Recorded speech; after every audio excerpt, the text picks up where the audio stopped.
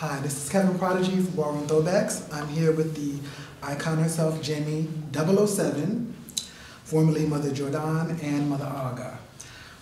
Women's Face of the Year 7 times over. Yes. Women's all-around women. Yes, I've gotten that a few times. Yes, and the pioneer, kind of the women's ballroom scene, correct? Yeah, I mean, I didn't start it, but I was brought in and I've reshaped it. Okay. So, tell us a little bit more about your history, just a little bit more, anything that I didn't touch on. Okay, well, I mean, basically I came into the scene about '96. I was a Jordan, as you know, and then I left and became a Balenciaga. And I just recently left the house of Balenciaga, actually a few months ago, right after Labor Day weekend. And now I'm a 007. I was the first woman to get Mother of the Year. I only got it once, but I was the first woman to ever get it. Like you said, Woman's Face 7 years in a row. I've gotten pretty much every award except for like Women's Runway.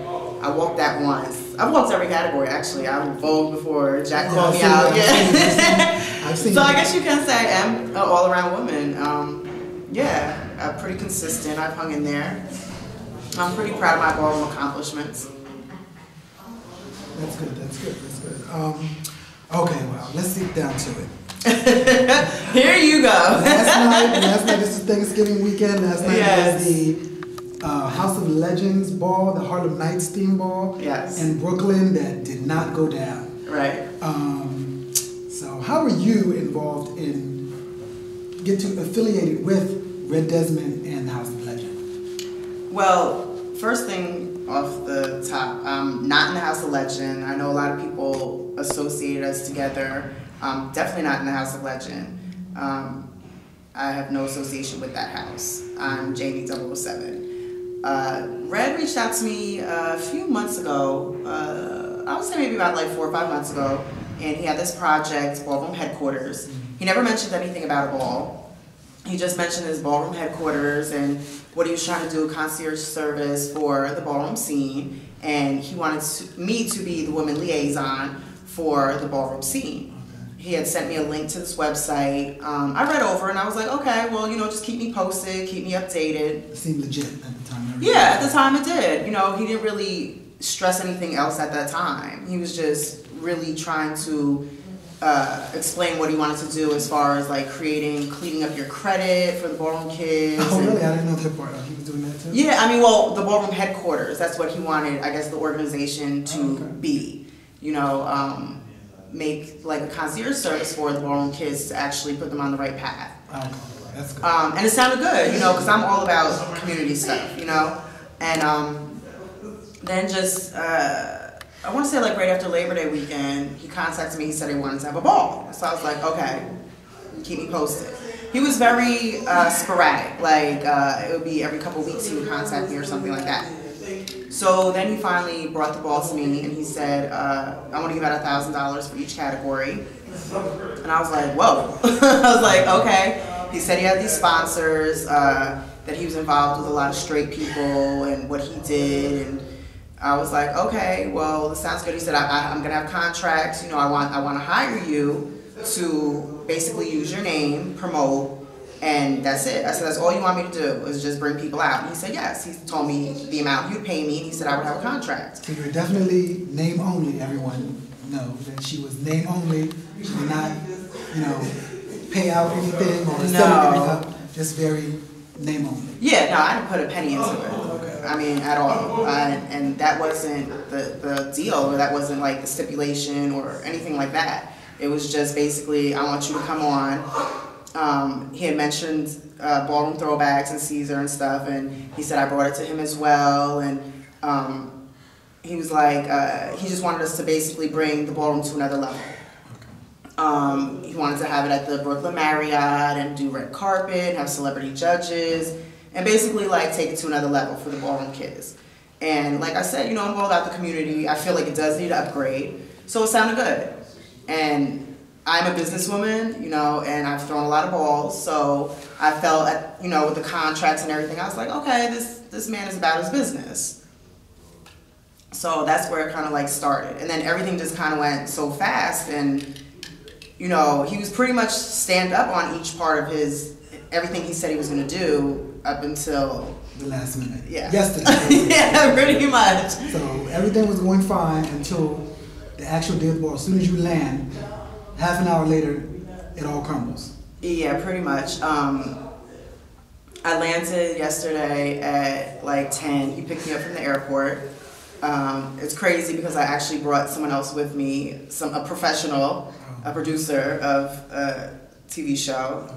I can't say that. Yeah. Of a TV show. They were coming to film actually the red carpet and tape the ball as well. Okay. And so he picked us both up, and as soon as we got to the hotel, it was just everything from there just fell apart.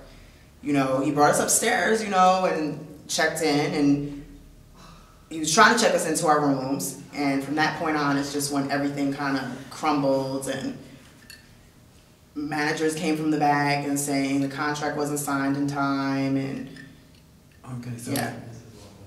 As far as you knew, as far as everyone knew that was affiliated with it, the information that I had got, that everything was fine until like the last minute. Like I was told something about 2 weeks before that they found out that he had lost the place, that there was no function being held there. So if he knew for 2 whole weeks and didn't inform you, I think that's just a little, to me it sounds a little funny.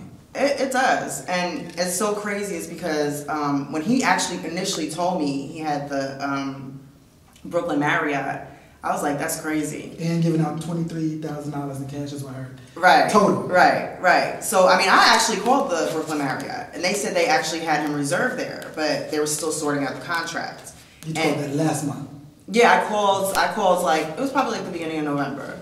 And I did call because people were coming at me, like, with Red's background and, like, saying, like, oh, are you checking up on him, you know? Yeah, because he's like, I didn't know who he was personally. I've been in for 16 years. I've never heard of Red Desmond. I've never known him to even be in the House of Legend. Right. When I came out, I don't even think House of Legend was even opening. No. I don't know, it wasn't. I don't know how he was even, even affiliated with the House of Legend. So. Well, yeah, what he told me was that the original members, I guess the founder actually gave him permission to open the house. And from my knowledge, I checked with my father, James Icon, and I spoke to a couple other icons. They said if a founder gives you permission to reopen their house, then there's nothing anybody else can say. Okay. That's just like someone giving, saying, okay, I'm going to give somebody the House of Prodigy, because he's the founder.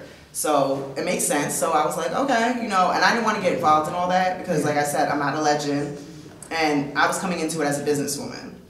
I don't get involved with all that drama and stuff. So when people started coming to me like, oh, how can he reopen the House of Legend? You need to ask him. Basically, because you just name only. Yeah. I just recently met him, so. Yes.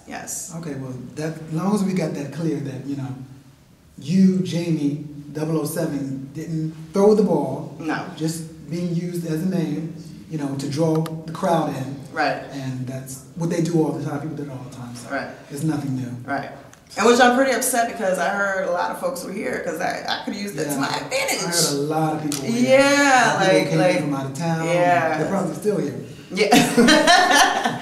Right. So it is a sad situation, and I really do feel bad for, the people that flew in from California, Chicago, all over. There's people in the city from all over, and I really feel bad because, Ballroom, we go all out. Like, I've spent thousands of dollars walking balls, So I really feel bad for, the community. I do. So were you, maybe a little personal, but were you compensated for your hassle that you went through so far?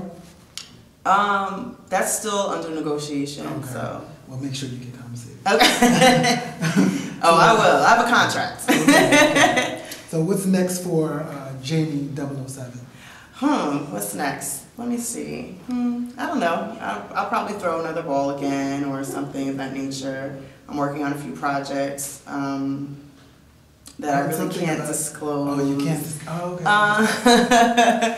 Yeah, but be on the lookout. I'm coming hard, so yeah. Okay, that's good. We look forward to it. And good luck on all your future endeavors. And thank you. Everything. So you heard it first from Ballroom Throwbacks. Jaimee 007. Clear, free and clear. Yes. Thank you. Peace.